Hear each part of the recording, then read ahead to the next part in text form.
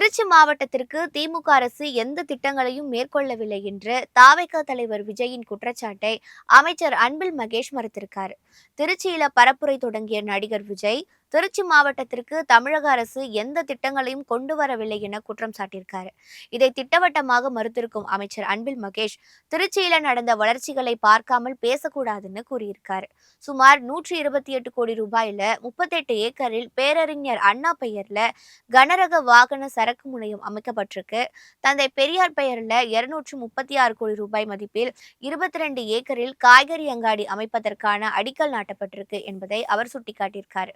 மேலும் கலைஞர் கருணாநிதி பெயர்ல 408 கோடி ரூபாய் மதிப்புள்ள ஒருங்கிணைந்த பேருந்து நிலையம் அமைக்கப்பட்டிருப்பதாகவும், பஞ்சப்பூர் அருகே 400 கோடி ரூபாய் மதிப்புள்ள டைட்டல் பார்க் அமைப்பதற்கு அடிக்கல் நாட்டப்பட்டிருப்பதாகவும் குறிப்பிட்டிருக்காரு.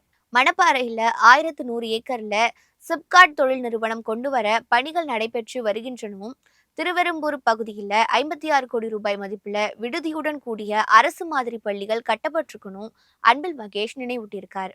திருச்சி கிழக்கு தொகுதியில காமராஜர் பெயரில் 290 கோடி ரூபாய் அமைக்கப்பட்ட மிகப்பெரிய நூலகம், 18 கோடி ரூபாய் மதிப்புள்ள பொதுமக்களுக்கான பறவைகள் பொழுதுபோக்கு பூங்கா அமைக்கப்பட்டிருக்கணும் அமைச்சர் அன்பில் மகேஷ் எடுத்துரைச்சிருக்காரு.